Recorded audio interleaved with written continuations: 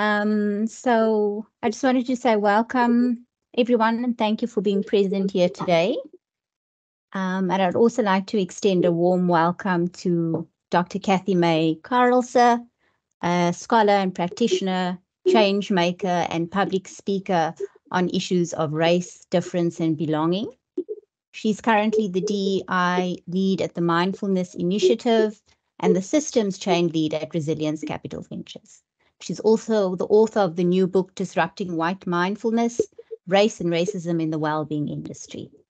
The book engages with decolonizing initiatives rooted in embodied justice and offers a path and invitation for a radically transformed mindfulness, embracing solutions built on difference and on global South perspectives. So on that point, welcome again, Cathy-Mae, and I will hand over to you. And Itumeleng, I think, who's in the room, will chair the session. Thank you so very much. Itumeleng, am I going ahead or are you going ahead? Cathy-Mae, I think you can go ahead. Good afternoon, everyone, and very warm welcome from all of us sitting here and online, Cathy-Mae. So you've got about 45 minutes to give the lecture, and then we'll open up for questions. Thanks, May. Go ahead.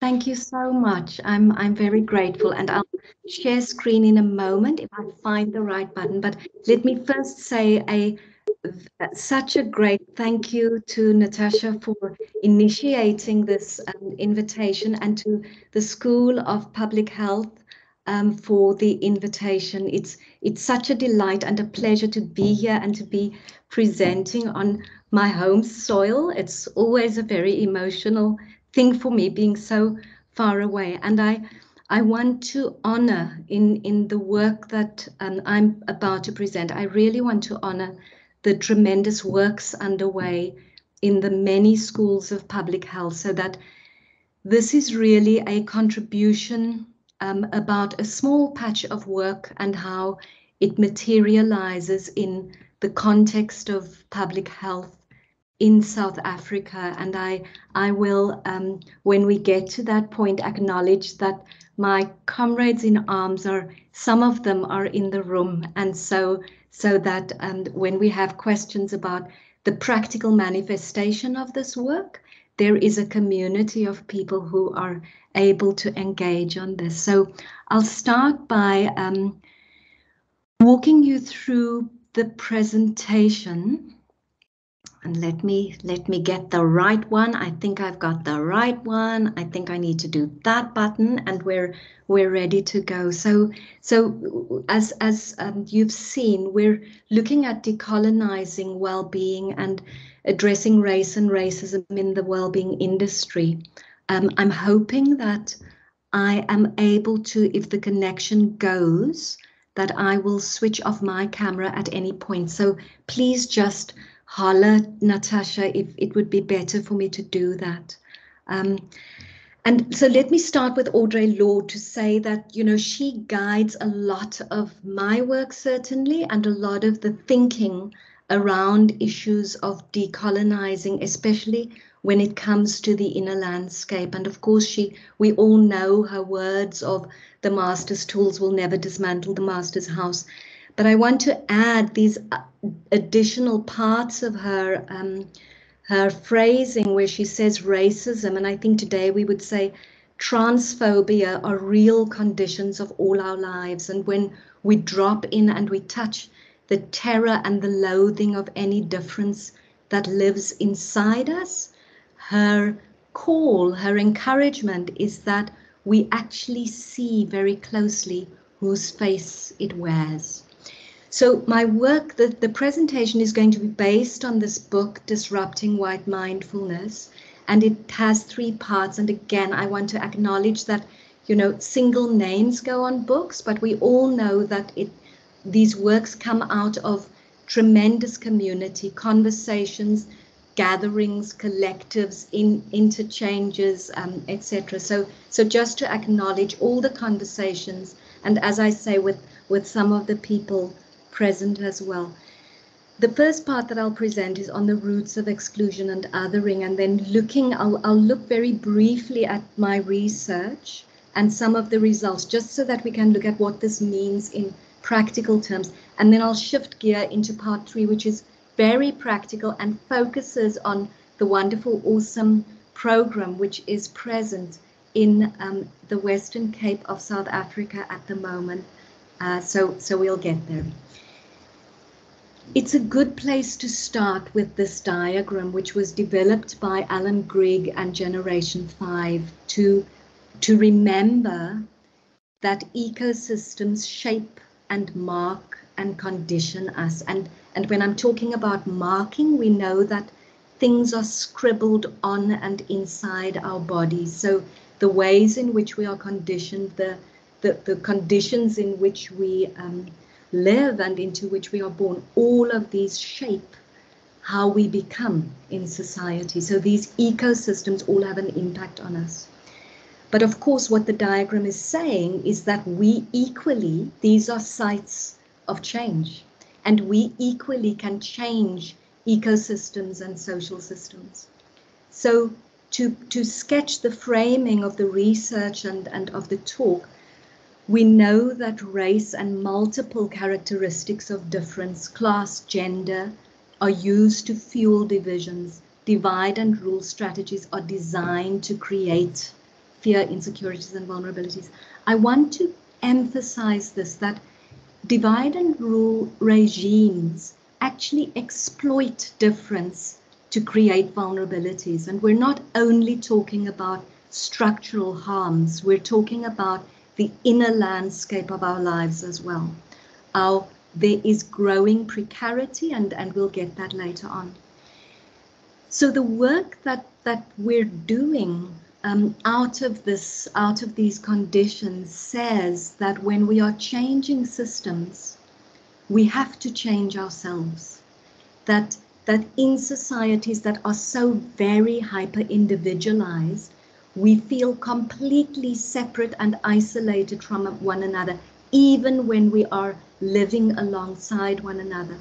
And so when we are changing and building systems differently, if we are not changing in the process, that mode of hyper-individualism actually perpetuates.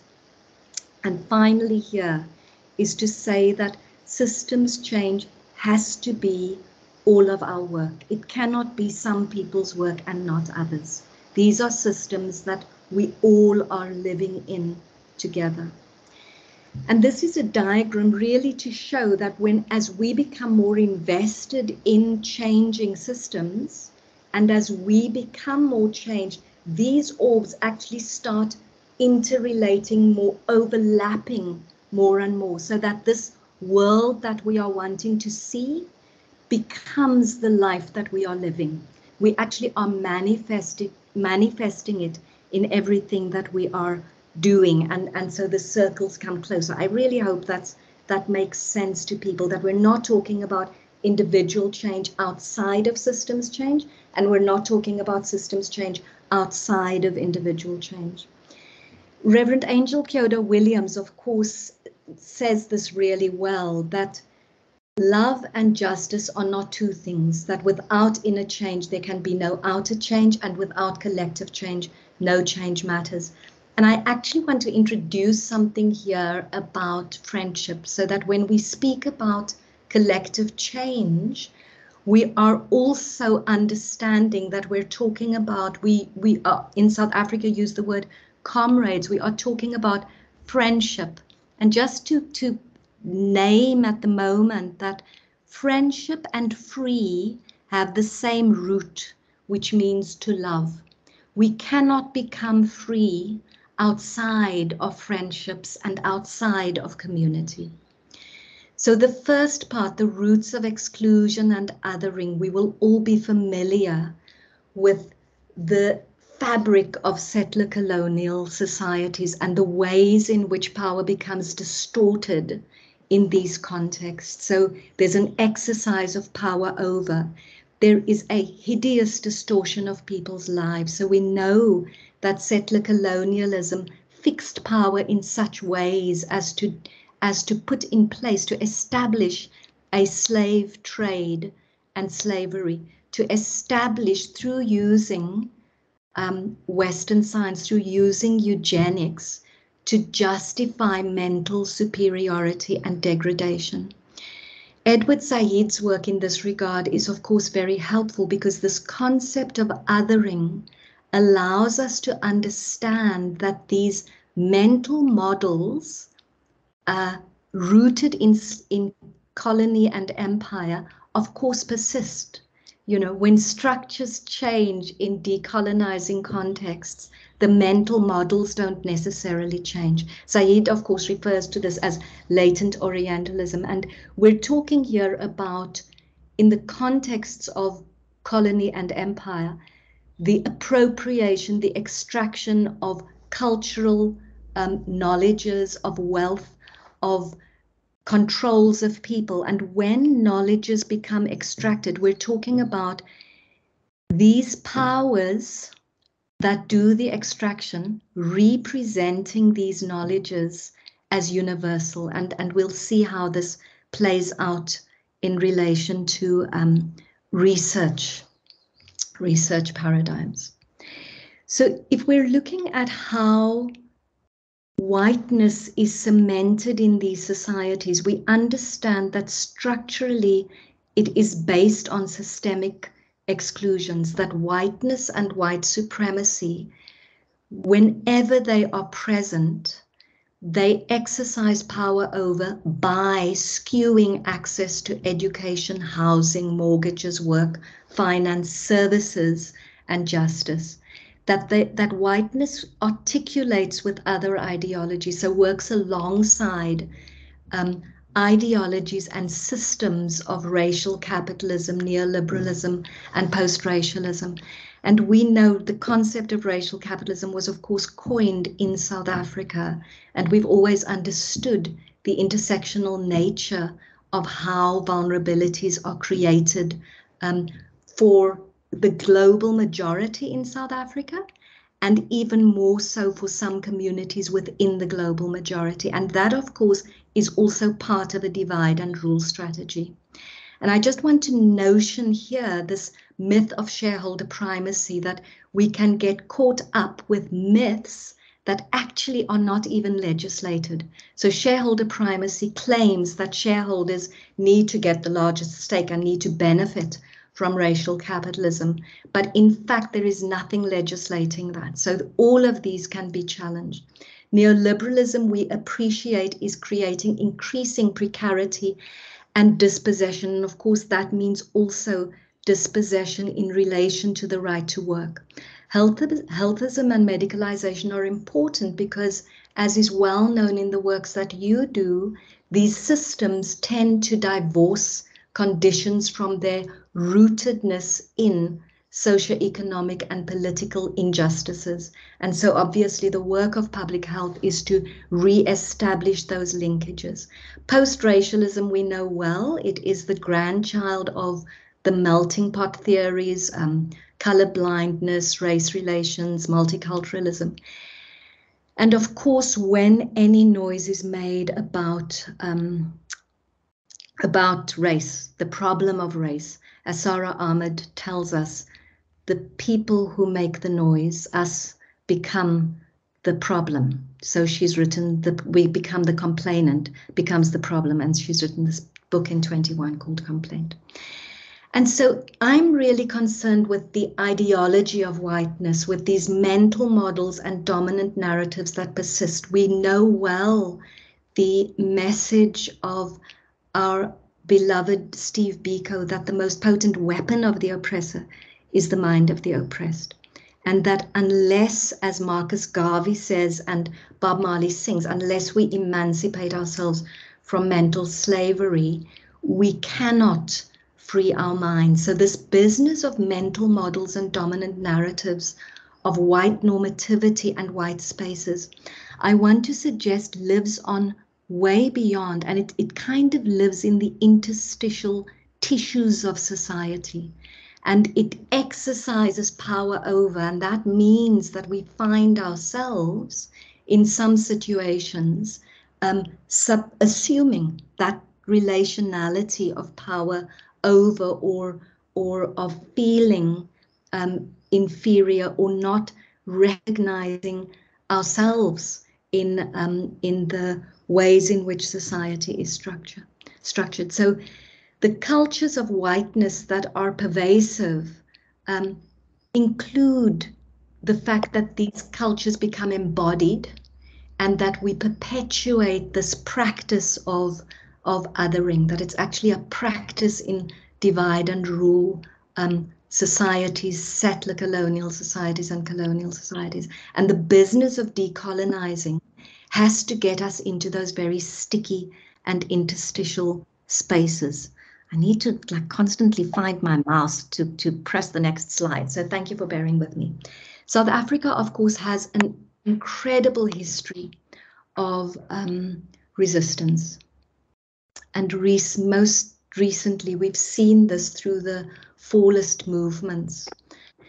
And I'm using this to note that resistance takes many, many forms, and that when we speak about whiteness marking and controlling bodies, that we're speaking about what Ray Johnson calls 1,000 paper cuts.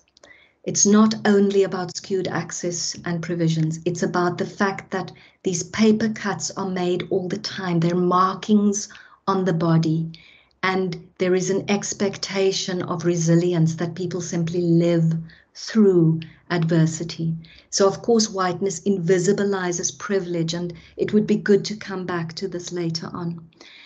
And the markers with which race intersects to create vulnerabilities we know are sex, gender, class, ableism, etc. And that all of this rests on hyper-individualism.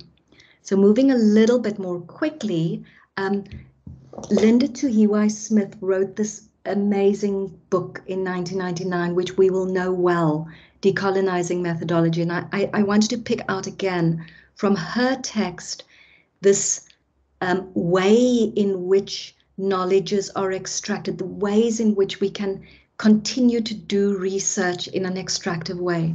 The collective memory of imperialism was knowledges were collected, classified, and then represented in various ways back to the West, and then through the eyes of the West back to those who have been colonized. And we understand here, we can hear the words of Toni Morrison in terms of the white gaze.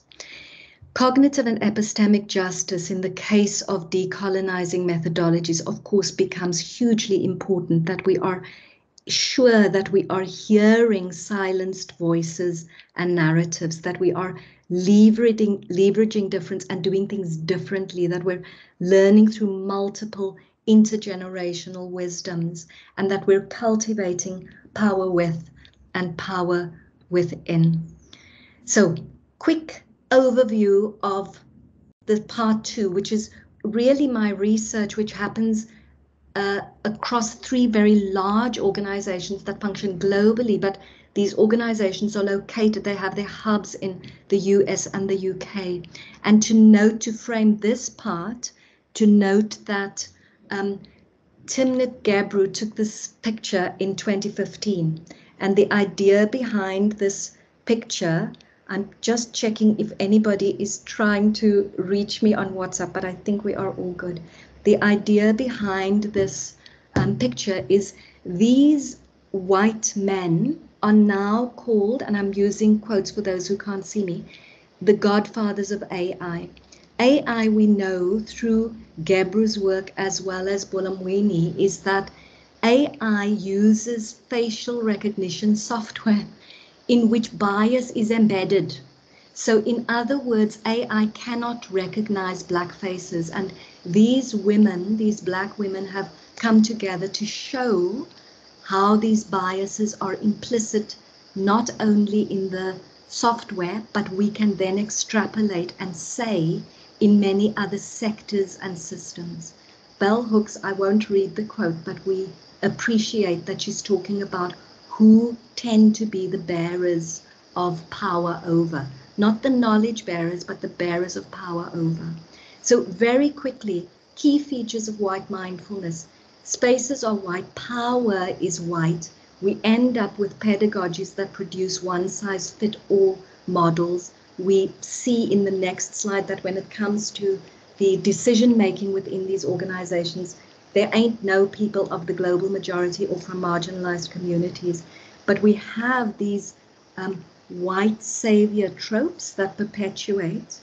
And let me just say very quickly here, when we do deep systems work within these communities, white-bodied people, I'm not saying all white-bodied people, but white-bodied people in power who've enjoyed the privileges of these systems cannot relate, cannot see their privilege and cannot see what changes they need to make in systems. So this work is deep and it's slow work, as we'll see.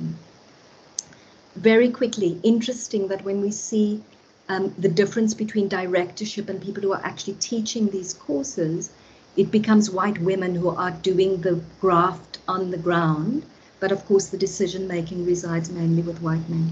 Pedagogies in these contexts, of course, are uncritical and are called apolitical in order to not have to deal with these social chasms, inequalities, tensions, dilemmas that we have in society. And I won't speak to the rest of this slide, but to say that when we are functioning in these worlds, you know, where whiteness is in the corridors of power, where whiteness is perpetuated, it's in the air that we are breathing, we have to ask how we are being shaped. What are the social norms and defaults? What are the methodologies that we are using? Who models success and you know, great publication and that sort of thing? And do we feel a sense of belonging, as we know is a big issue for many people in South Africa? Right, so moving now into what is the more exciting part of this presentation, and hopefully we'll have a little bit more time and I won't have to rush quite as much. So this part is really about recognizing that when we are talking about systems change, we know that this picture, which is now a familiar picture, functions at the structural level of change that we need.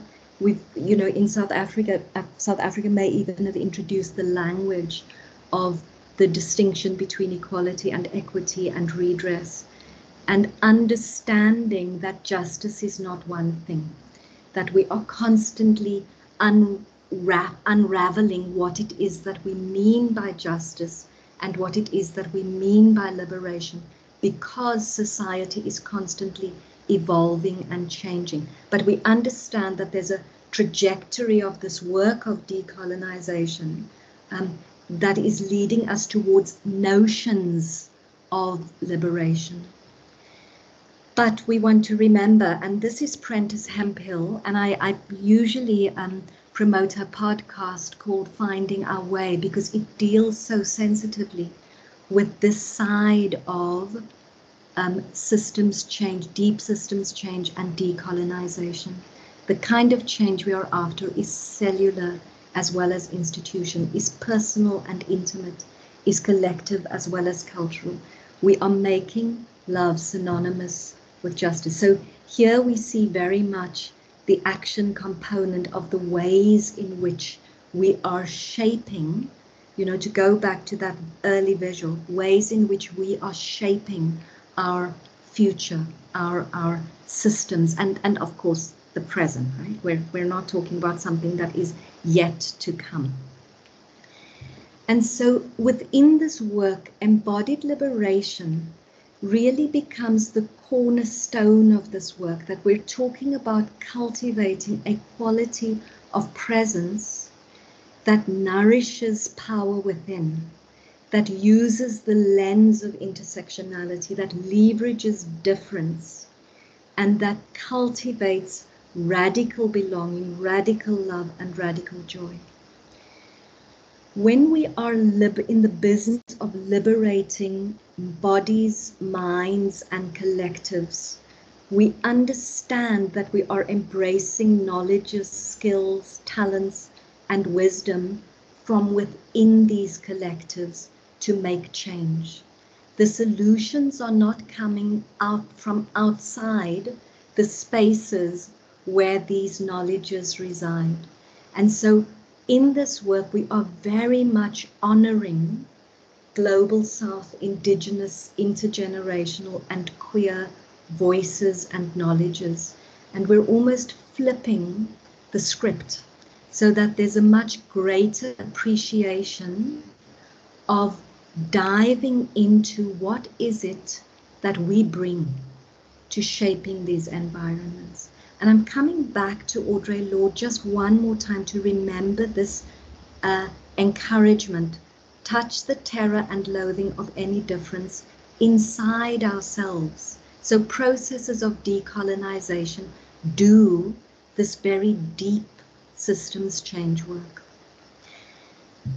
I've included the slide on radical compassion because the word compassion is used very liberally in many circles, and that may be the case only in the global north at the moment.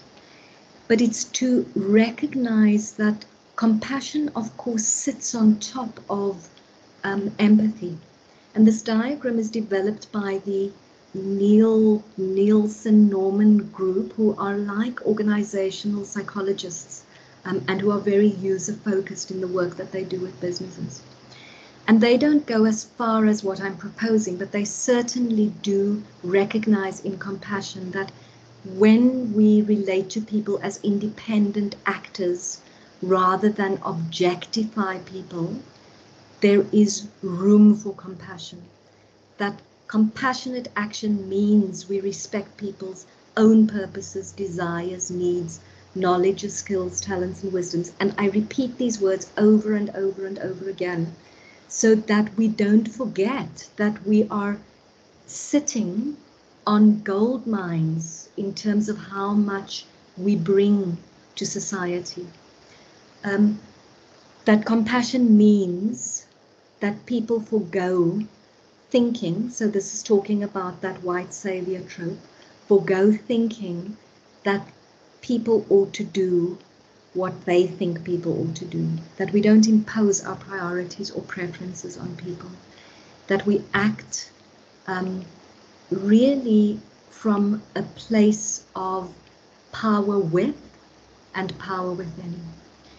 And so my addition to this notion of compassion is that compassion isn't only I am moved by you. Compassion must mean that this engagement and this interaction changes me. Compassion, radical compassion, has to mean that I become changed in the engagement. And if we extrapolate from that, systems change then is about compassion for communities. Organizations have to change in the process of community work. And so we're speaking about a very dynamic way of seeing these ecosystems as living ecosystems. A young bell hooks tells us that communities sustain life. It is not nuclear families or the couple, and as she says, certainly not the rugged individualist who sustain life. There is no better place to learn the art of loving than in community. So I want to return to this point of the nature of community. That community in these terms is that place that offers rest and refuge. Community is the place where we are cultivating friendship. Community is the place where we potentially can map and manifest our freedom together. This is very much my freedom is tied up with yours. I cannot be free unless you too are free. It is very much this language and thinking. And then very quickly, what does centering systems impacted people mean? It means, of course, the deep listening, the thinking and designing from this perspective, the understanding positionalities so that we don't assume any objectivity in the research process.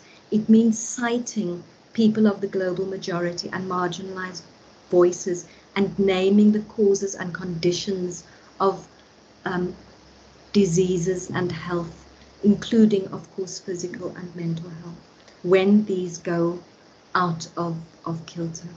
It means practicing cognitive and epistemic justice and asset framing so that we avoid deficit language and we continue to center those knowledge, skills and talents and wisdom, that we avoid language that dehumanizes people, and that we build and hone research methods that center indigenous people of the global majority and queer narratives, and that we cultivate and nourish collaboration opportunities. So really that is about widening the solution space constantly. So this is the wonderful program that my people are in the house. The people who I work with on this program are in the house, and it's called Awesome, so that our graduates can say, I'm an awesome graduate. It's a wellness leaders program. It is something developed in partnership between Chrysalis Academy, Clear Mind International, and the Telcom Foundation Adopter Project. And these are the different kinds of roles that were played in bringing this collaborative together, that Chrysalis looked after the governance, the administration, the logistics, the home, provided the home and the hub for our residentials, provided all of that logistical work in allowing us to actually have a home. The Telcom Foundation provided the catalytic funding, and I'll come back to what I'm meaning with catalytic funding so that we can have some conversation around that. Clear Mind International, the educational architecture. So bearing in mind that none of this is possible without that seed funding and that seed grant, we understand that the project really is and it emerges out of this collaboration and this synergy and this partnership. We understand the purpose very much as a holistic community-based wellness program for young people in South Africa and beyond. It's very much a model that can be scaled way beyond South Africa, but this really was our place of being able to run the program together for the first time. So the methodology we use is very much somatics based in terms of practices and lenses, but we are constantly aware of the work being trauma informed, being mental health focused, being about healing and about thriving. So we're understanding the space that we are using with a very deliberate vision that we build with participants. And the values are, of course, the values of transformative agency, that these participants are the agents of change. They are the agents of bringing about embodied freedom, social justice, embodied justice, that we are exercising and practicing collective power, deliberate radical joy and radical love. So this is a radically different approach to public health that is certainly not disease focused, and of course community health isn't disease focused, but it's a pathway and an avenue that actually is part of creating health, public health within the communities where we work. So a big part of this work in terms of this power within and the power with is this understanding of standing in our power. The notion that this is not something that can be given to us or handed out, that we are dropping into and understanding and cultivating power within and power with one another. And may I say that, you know, the neuroscientists are understanding increasingly that when we speak about self-regulation, and I'm going to say when we speak about power within, this is not something that we can cultivate in isolation of community. So the neuroscientists understand that self-regulation relies on co-regulation, that it is not something that can happen independently of co-regulation. So this is a blended program, and we can speak more about the details later if people are interested. Participants become awesome wellness leaders, and graduates become the future trainers of future cohorts. These are just some of our people. On the previous slide, you saw us at one of the in-person retreats for those who are still present. So the content includes deep transformation work, plus somatics, as I've said, including yoga, movement, mindfulness, and it is very much includes community building, guidance and education, as well as meeting our money mindsets. And these were really popular components of the program, that we're really wanting to expose all of these mental models that we hold on the inside, that of course become the inner trappings that we end up living with. So embodied justice and radical love, some of what we're encouraging within these communities, or some of the things that we worked with, were leaning into possibility, imagination and dreams, all premised of course on deep listening, remembering our ancestors, remembering this notion that we work in a way where we have got one another's backs, that we have ancestors who have our backs, that we can dream the next generations and know that we have their backs, that we are deliberately cultivating joy, leveraging, again we see the knowledge, skills and wisdom, that we're cultivating power within, that we are co-creating and collaborating. Participants' voices guided the content of the architected pedagogy, and this is a really important component, that the program was very, very responsive to the conversations and what was coming from participants as we work together. And some of our non-negotiable principles and values are very premised on this notion of justice is love in action. So living our values in how we work, looking outward and joining up at communal and in communal and sustainable change.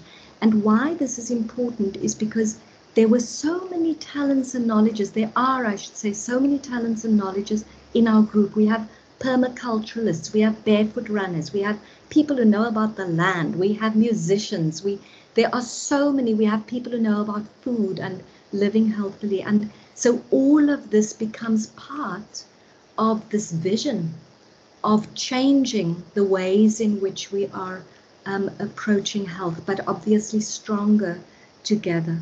Let me move on to speak about what we are learning. So this work is patient and cannot be rushed. It is responsive, emergent and generative. There is a lot that arises that is completely unexpected and that cannot be planned for. So innovation, we are learning, comes from this rich soil of our coming together and the deep work that we do together. Pieces of the puzzle fall in place in ways that we could not have imagined before the program started, right? So there's something about the emergence in this work which suggests that we have to get deep and low and get into these mental models in order to arrive at this much deeper friendship, connecting collective. People's narratives were an essential part of the program. So we asked everyone to present to us themselves, and people put together these amazing slideshows and presentations that were incredibly moving, and many, if not all of them, said, we've never been asked to do this before. And that shaped, of course, many conversations that then unfolded, and many actions and many deep dives. There is a great thirst for this work midst life happening. So we've had a couple of babies on the course, we've had people having to take a break and etc. So lots evolving. Just by the way, this picture on the lower left-hand quadrant is a dance that our community created together as a gift to us.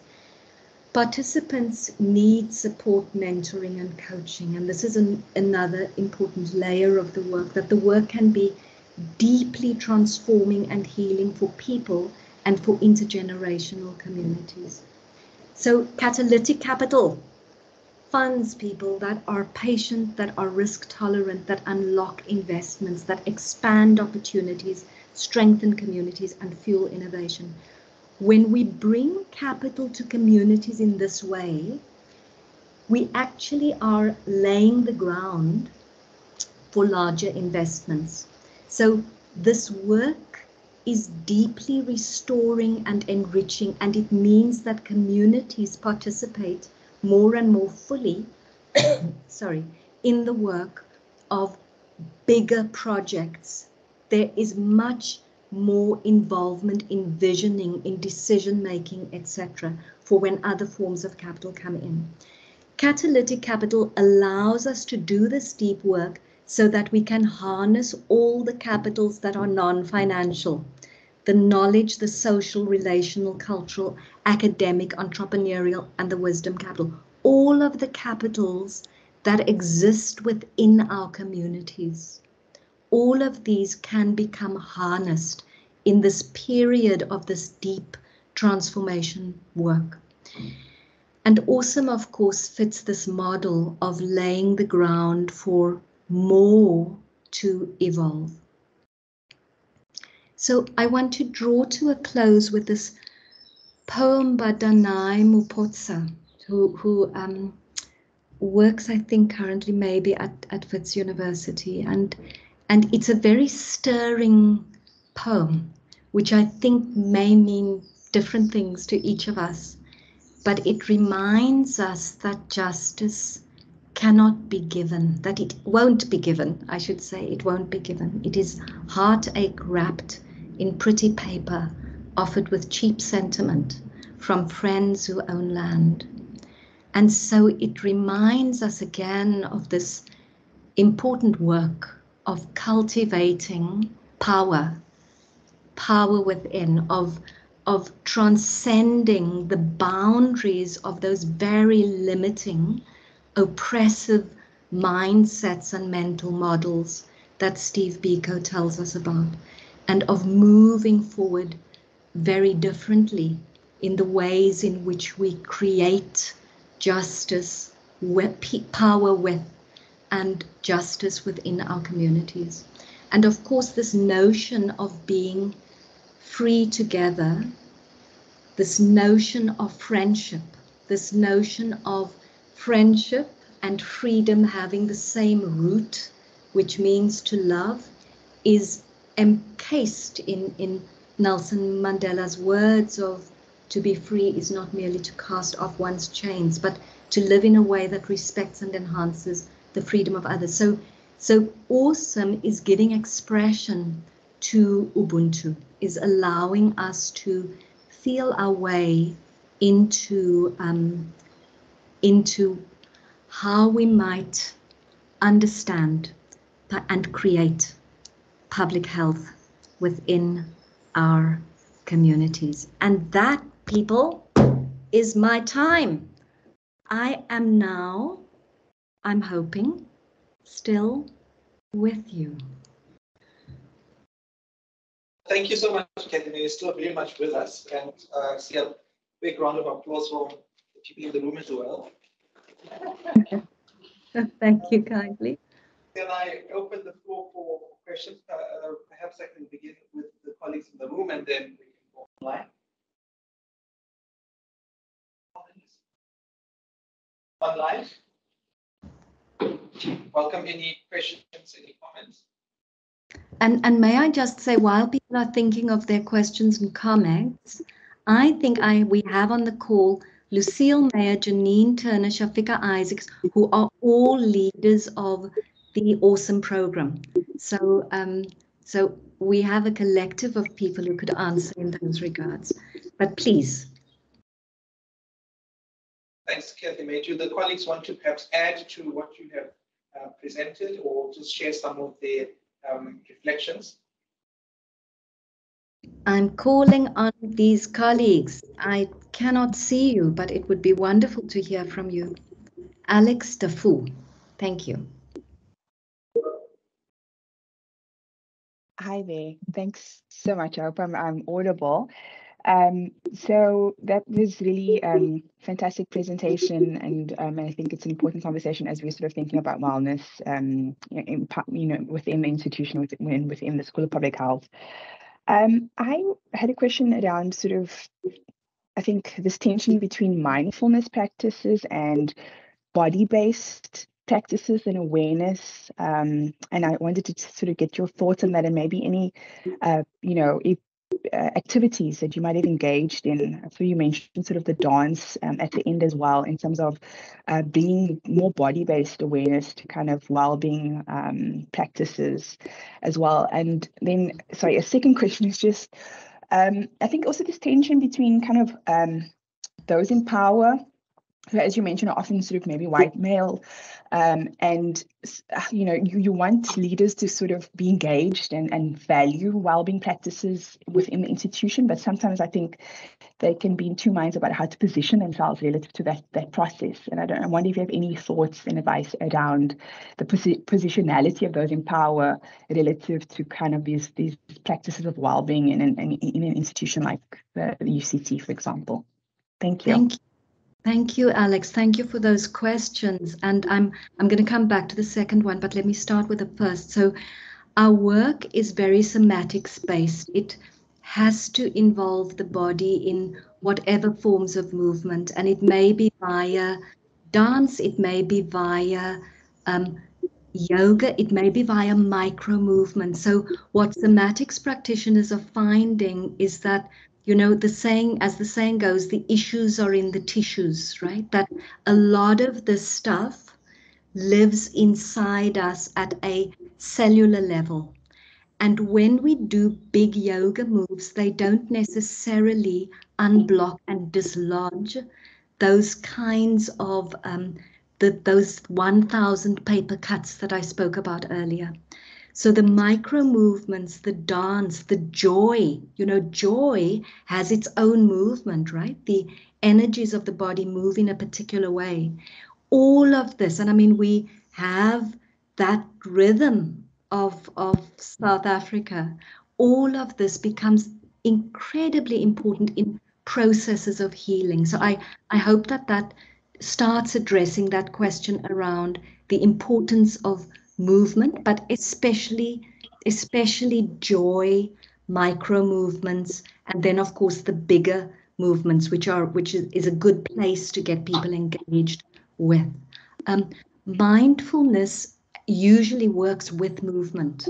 So mindfulness is not separate from movement, but remember that we tend to think of mindfulness as this just noticing and just being with ourselves. It's not particularly action oriented, and it's not social justice based.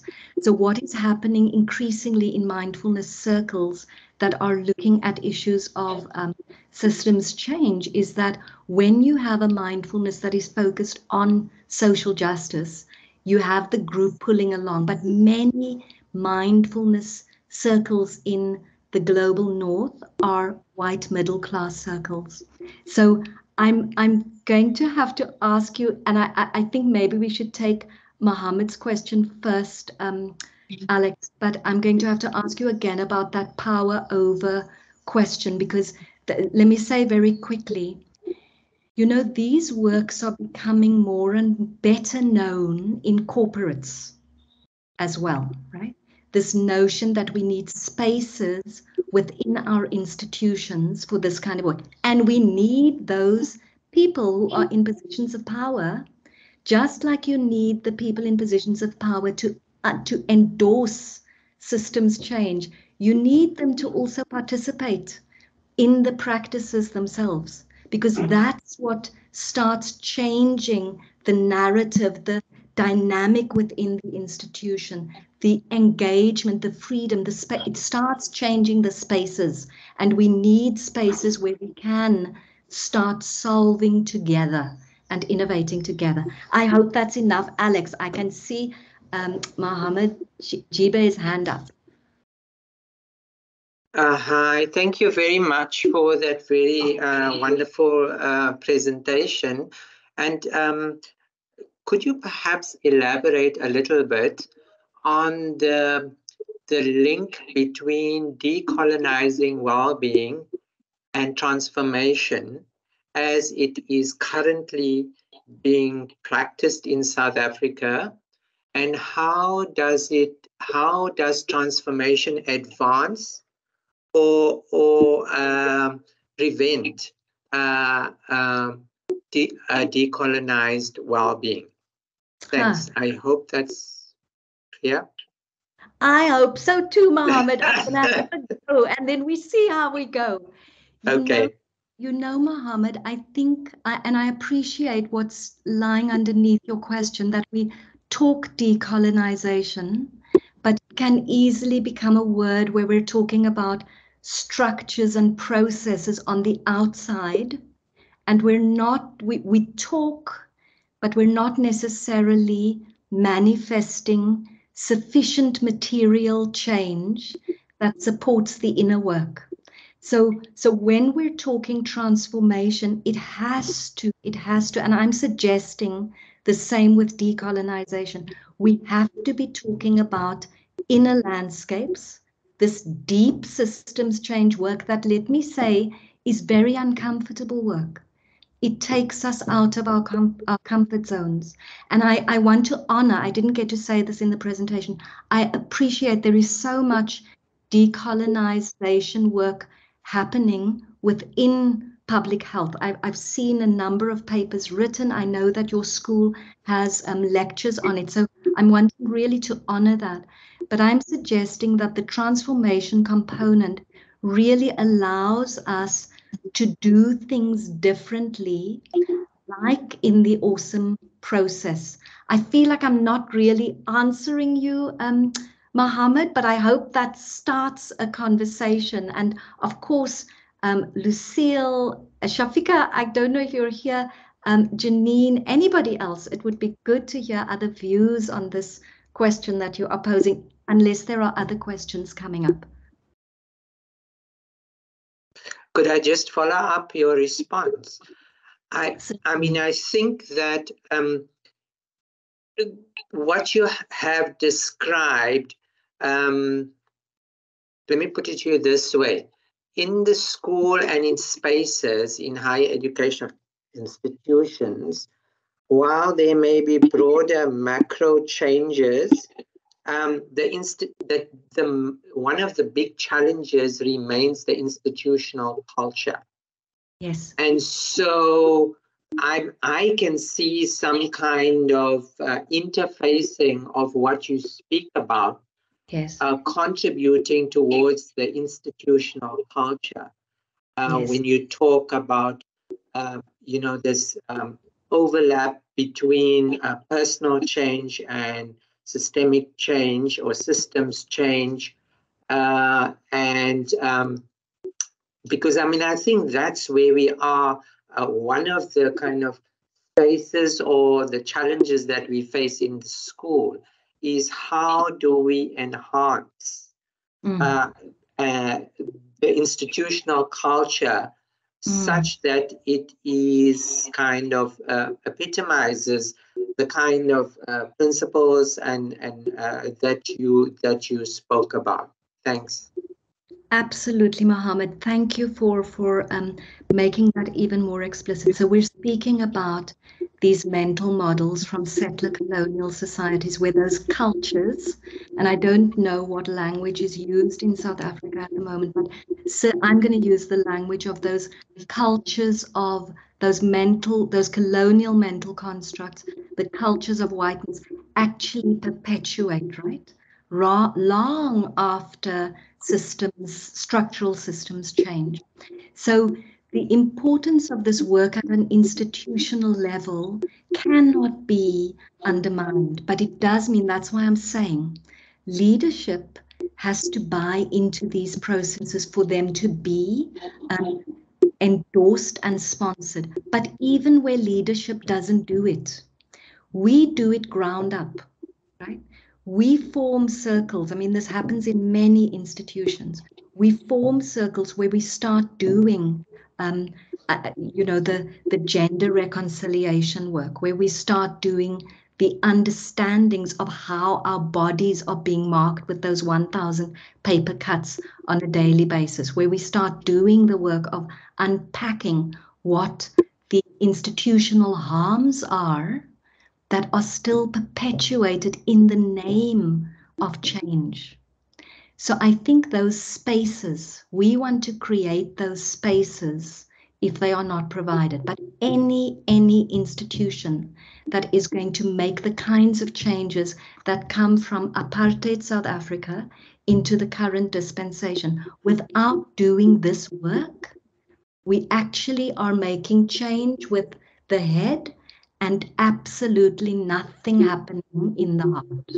No change happening in the heart of the institution. So all those old patterns of disrespect, of degradation, of putting people down, of shouting, I've heard, some not good stories. And, this, as long as this is happening, it is our feedback to know that change, fundamental change, is not underway. Is this getting more to your question, Mohammed? Yes, because sorry, it's becoming a little bit like I'm asking too many questions. So if there's anybody question, Mohammed. Oh yes, you were asking them. Sorry to interrupt you. Okay, so if there aren't any, one of the questions that came up is, what does mental health got to do with transformation? And right. And so for the first time, I'm beginning to understand much better the kind of concepts that you posed in terms of decolonizing well-being, because traditionally mental health is very medicalized, for want of a better word. Yes. And so when you're talking about well-being or mental well-being, it's all about engaging with the concepts that you have just presented. And as you indicate, it's very awkward. It's very kind of, you have to name it, but that is the hard work that needs to be done. Yes. In order for us to be able to work and relate to each other in community, in the school, for example, within divisions, within the entire school, because that is really, in my mind, where the next kind of frontier, as it were, that's what we need to unpack, and what kind of processes and tools do we have, as you've posited some of them now today, to enable us to do that. Thanks. So beautiful. Thank you so much, Mohammed. And I can see the seeds for this work very much alive within the school and within various departments. And just to add to what you're saying, we've got to start somewhere, right? Or we've got to pick up the threads to continue from what has been started. It is the underlying foundations of how we work together. And if we, as you say, if we don't attend to it, we're lost. We're actually lost, and we'll be in the same situation 5-10 years down the line with a much more serious climate and other problems on our hands. Thank you, Mohammed. Thanks, Cathy-Mae. I think we've got one last comment from Professor Cleary. So thank you so much, Cathy-Mae. I was really struck by the insight that many mindfulness programs claim to be apolitical and also that the training in the programs does not enable constructive critique. How best do we navigate this, or how best to navigate this in your own work? I think, Sue, you had your hand up. Is that covered? Yeah. Hi, Cathy-Mae. I did put my question in the chat, and then I put my hand up, and then I put it down because I was concerned we were running out of time. And just you can read it there, but just to try to articulate the question I'm trying to ask, if I can get it right, is that, for example, I'm part of a coaching sort of grouping, and in that coaching kind of a grouping, there's sort of almost rules of how one engages, and somebody has to set those rules. So here's my discomfort. Who gets to set the rules? How does this avoid becoming just the same as, I thought, your very valid critique of some of the mindfulness programs? So if the rule is no interrupting, how does one then engage with who gets to make that rule, and how do you critique that rule? And yeah, and I think, like Mohammed, Susan, you're saying this is a process. It's not a quick fix. These are not quick fixes, but the ways we have worked in Awesome, we create those rules together. So it's not something that becomes imposed. It's very easy to call a space safe, but for many people, it may not feel safe. So the only way we can make it safe is by people being in the space and saying, these are my needs and these are my fears in this space. I mean, we can look around as there are many, many people who are extremely fearful and vulnerable because of these patterns of power over. So in the mindfulness sector, there is no engagement with critical race theory or with critical theory, which is why we end up with these beliefs of a deficit model and people needing to be told how to live their lives, right? So there are problems that are bedded in. It's in the very body of these structures, these organizations. That's what's embodied. It's what I call the whiteness, which we understand is not only about race, it's about all of those other things. But let me say, and this is also to you, Mohammed, when we do this work, there is a huge amount of resistance. And we have to navigate how we move through resistance so that we don't recenter whiteness and just deal with white tears, right? So we have to navigate things like white fragility, for instance, people feeling, because of course we're disrupting power, we're disrupting the way things are. So there's a lot of education that happens with this work. But what I want to say to you, Susan, because we don't have time, is it is all perfectly possible. It's all perfectly possible. So I want to really leave people with that practicalities of Awesome and the practicalities of doing this work with boards, with corporates, with people at so many different levels. It is possible. Not necessarily easy, but we are uncomfortable and we're making progress. I hope that's okay, Susan. I feel like I'm going to be cut off any minute. Thanks so much. Thanks, Cathy-Mae, for an awesome presentation. I think it gives us food for thought as well in the school and the faculty at large. I think this is a presentation that really is due for the faculty and university as a whole. Thank you so much, Natasha, for organizing the session as well. And please, if you could just give us a very 2-minute feedback in the chat. We've dropped a link for what could be improved upon and future sessions that we could have from the Transformation Committee. So Cathy-Mae, thank you again we can't have virtual flowers to give you, but we will send them by email. Thank you again. Oh, thank you so very much. All my gratitude to you. I'm hugely grateful, sis. So all of my heart is with you. Many, many thanks.